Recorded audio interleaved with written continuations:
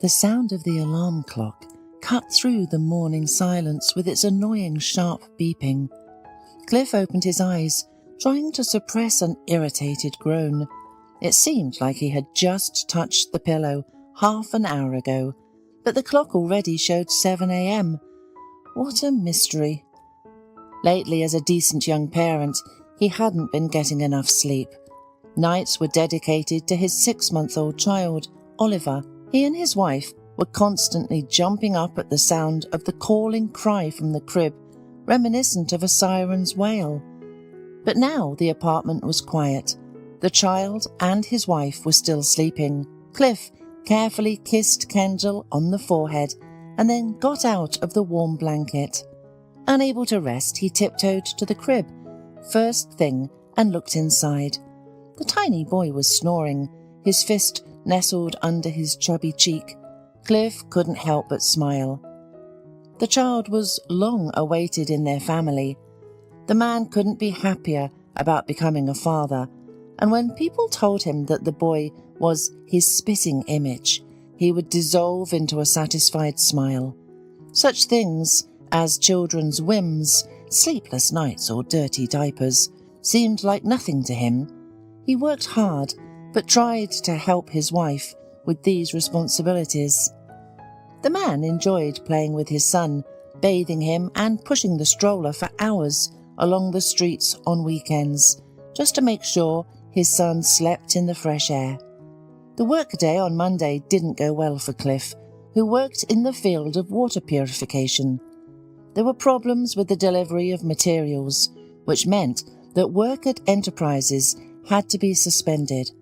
Naturally, clients were dissatisfied, and it was up to Cliff to speak with them. By the end of the day, the man dreamed of returning home and hugging his son as soon as possible. But sad surprises in his life were just beginning. When he was stuck in evening traffic on his way home, his wife called on his smartphone. "Hi, Kendall," answered the husband, trying to hold the phone and make a turn at the same time. "Will you come home soon?" his wife asked, her nervousness evident in her voice. The man frowned. What if something had happened to their son? "The city is jam-packed, but I'll be there in 40 minutes for sure," he promised.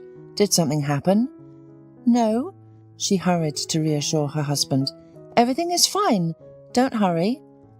After that, Kendall hung up. The conversation seemed strange to Cliff. Despite his wife's request not to hurry, he hastened home. To his great surprise, he didn't find his wife at home. Their son was sleeping in the crib, but his mother wasn't there. Deciding that she might have gone down to the neighbour, he went to the kitchen to have dinner. But instead of dinner, a note attached to one of the magnets on the refrigerator was waiting for him. His wife wrote, "Rushing." The text was barely legible, and it took him several attempts to understand its essence. He simply couldn't believe his eyes. "Forgive me, Cliff. I can't stay with you and our son. Circumstances have arisen. Tell our son that I love him." Of course, the man thought it was a prank. He started calling Kendall and then her acquaintances, but to no avail. She disappeared. Thus began the new life of Cliff and his son Oliver. Raising a child was difficult, and it was not getting any easier with time. Although numerous blogs that he scoured searching for answers to his questions asserted that it was about to get a little easier. When the baby starts to eat, you will be easier. When the baby takes his first steps, you'll be easier. When he goes to school, you'll be easier. Now, Cliff could answer all such statements categorically. No, there was nothing easy about parenting. Each year brought its own difficulties. At first, the man had to work with the child in his arms while delving into issues of infant feeding. The child sometimes got sick, things got confused, and Cliff's head spun. Then he made a daily schedule of tasks and in a few months learned to handle the responsibilities skillfully. During this time, Kendall had only sent one message: the divorce papers. But she refused custody. Without feeling any pity, Cliff signed the necessary papers and forgot about the woman forever. When Oliver became a schoolboy, his father had to not only deal with the crisis of adulthood, but also attended parent-teacher meetings. He felt like a black sheep among the army of mums. However, all these difficulties did not prevent the father and son from living a happy life. Cliff raised a kind and responsive boy who could stand up for himself and for the weaker ones. Oliver went to karate and swimming from the age of 4. He was healthy and a real source of pride for Cliff. The fact that Kendall once existed in their lives was forgotten. Even Oliver, having asked a couple of questions about his mother in childhood, also stopped thinking about her. Only Kendall herself reminded them of her existence when Oliver turned 18. Oliver was supposed to celebrate with friends at a country house on the weekend. They had rented it. On Tuesday, on his birthday, he and his father gathered for a family dinner, which they planned to finish with a festive cake. Suddenly the doorbell rang. The men glanced at each other. "Are you expecting guests?" Cliff smiled. "Well, actually, no. Everyone already congratulated me." "Maybe Ruby?" Oliver responded and went to open the door. There was a woman he didn't know on the doorstep. The birthday boy looked at the guest in surprise. "Hello?" he said politely. "Oliver, dear," the woman immediately said, and her voice trembled. "Oliver, my boy, how you've grown." She rushed to the astonished Oliver, hugging him tightly. The young man was stunned, stepped back, not understanding what was happening.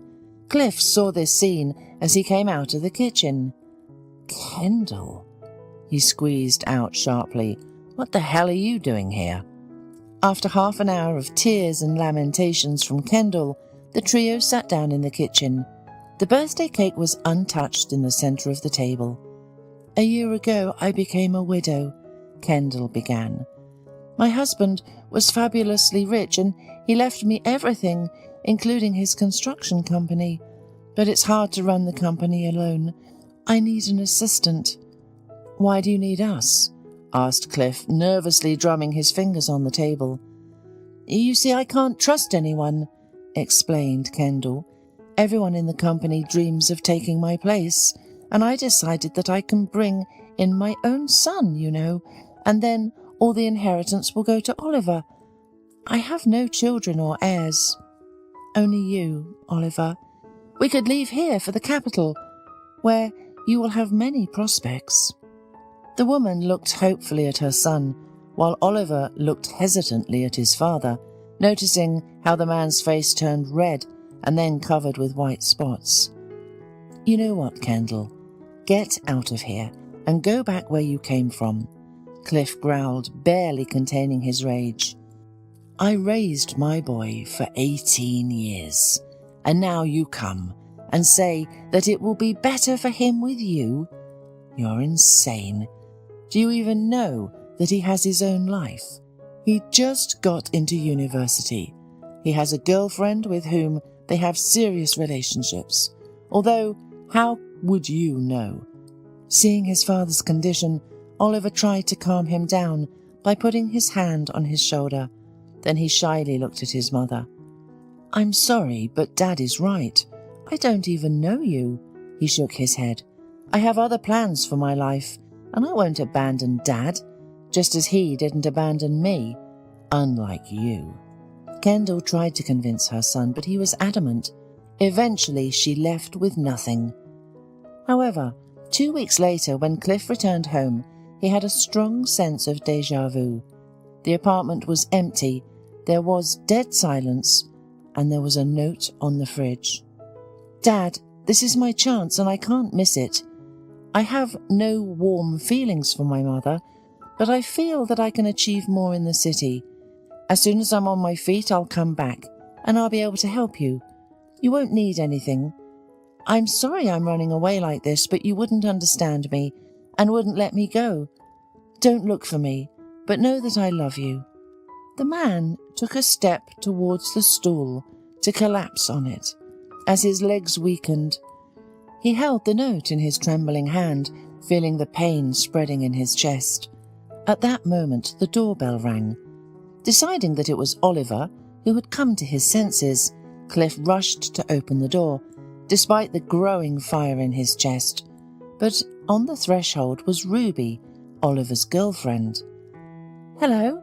The blonde smiled briefly. "Is Oliver home? His phone isn't answering." The man found no strength to explain anything. He silently handed the crushed note to the girl, and then a particularly sharp pain pierced his heart, and groaning, Cliff grabbed his chest. "Oh my God, what's wrong with you? Are you okay?" Ruby rushed to the man, who collapsed on the floor, but he could no longer answer. The girl immediately called an ambulance, but they couldn't save the man. It seemed that his heart simply couldn't withstand the second betrayal. Ruby buried him very modestly. Unable to find any other solution, she took some money from the deceased's apartment to pay for the burial, because she had no savings of her own. She hoped that Oliver would come to his father's funeral, but he never showed up. 7 years passed since Oliver's escape and Cliff's funeral. As promised, Oliver not only got back on his feet, but also achieved unprecedented success.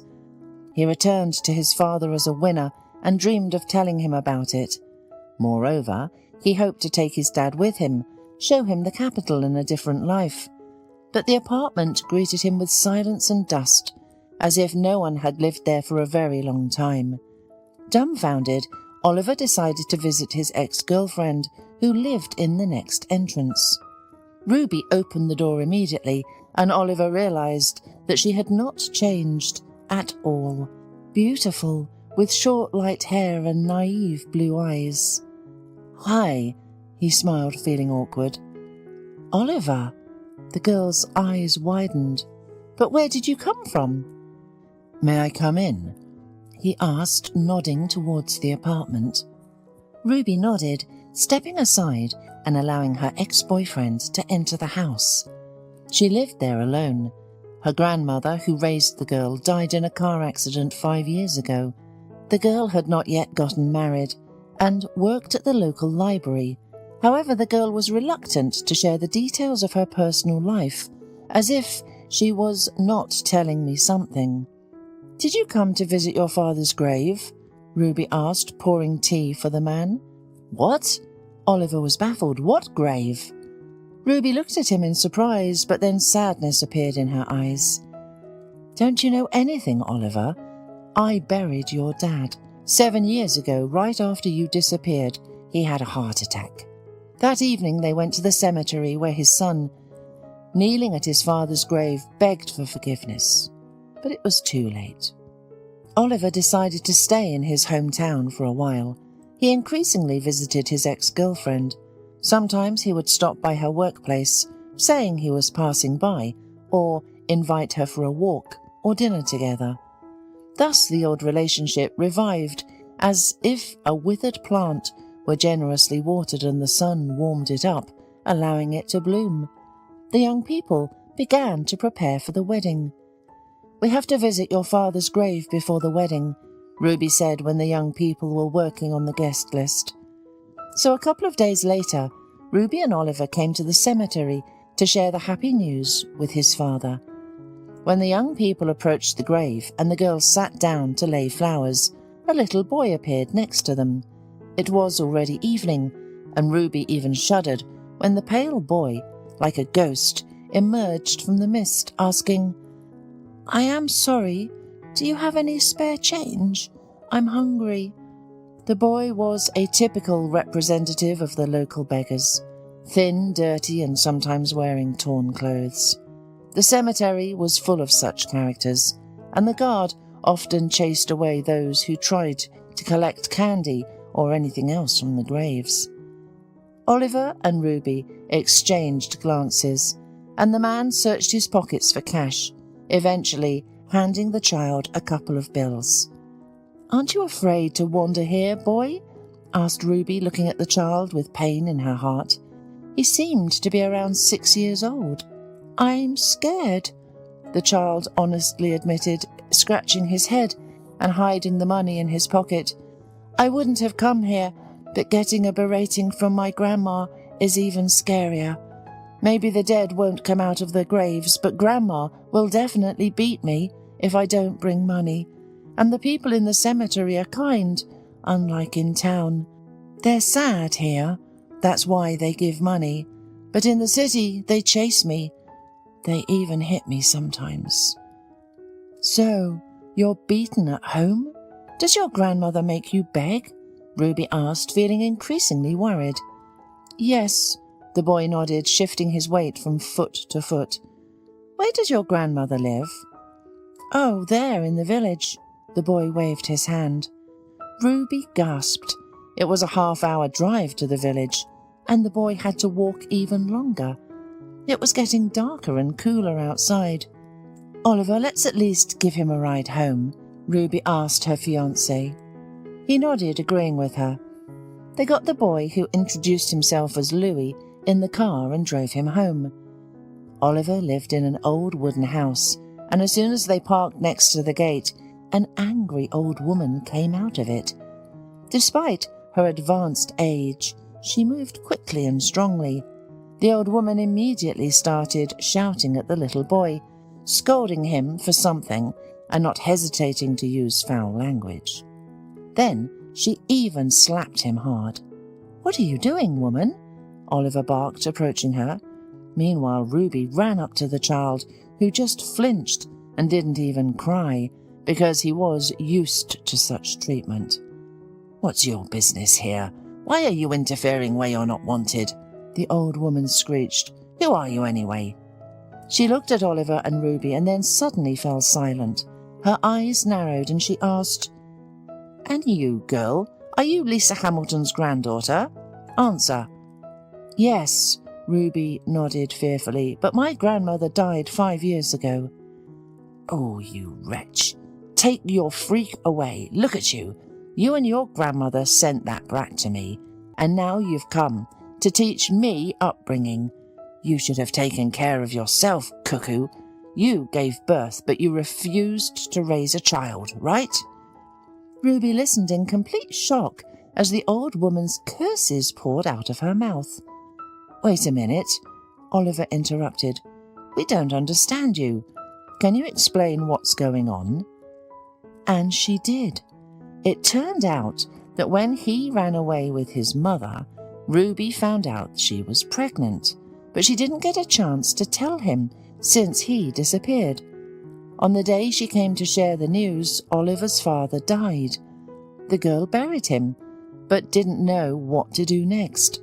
Her grandmother urged her to terminate it, but Ruby couldn't get rid of her unborn child. She gave birth to a boy on time, but the baby turned out to be dead. At least, that's what the doctors told Ruby. In reality, her grandmother paid someone to keep quiet and deceived her. Lisa Hamilton believed that they would not be able to raise the child and that her granddaughter would ruin her life. She sent her granddaughter to study in another city, and the child lived with a cleaning worker meanwhile. The elderly woman wanted to send him to an orphanage eventually, but she didn't have time to settle things before she got hit by a car and died. Meanwhile, the cleaner took pity on the child and decided to keep him, but with time she realized it had been a mistake. She was laid off from work, but had to feed and clothe the child. It was difficult to raise him. There was not enough money and her health was failing. She became increasingly angry with the boy each day, considering him a burden, but she couldn't give him away, fearing that she would be prosecuted for that. It would have been difficult to believe her story if Oliver and Ruby did not take a new look at the boy. He turned out to be insanely similar to his parents. That evening, they took Louis to their home. He was suspicious of adults, but he was happy to leave the old woman he used to consider as his grandmother. Ruby hoped that over time the boy would thaw, and she could compensate him with love for all the years that they had been apart. Tears streamed down Ruby's face, and her heart ached with pity for this child. Perhaps your father brought him to us, Ruby mused when the boy, dressed in his new pyjamas, slept in their bed. Oliver remained silent, though he himself thought the same thing. Maybe his father could forgive him after all, and give him the best wedding present ever. 5 years have passed since then. The family's apartment was noisy as usual. Louis teased his 4-year-old sister and threw a pillow at her older brother's laughter. "Children, are you ready yet?" Oliver asked, peeking into his son's room and shaking his head. "Molly, don't strangle your brother. He still has a test to take today." "Dad, why did you have to remind me?" groaned his son from under the pillow. "Molly, squeeze harder. I don't want to go to school." "But I want to go to school," the girl declared. "You're thinking that way now, little piglet," the schoolboy snorted, emerging into the light of day. Oliver didn't notice his wife approaching as he watched the children.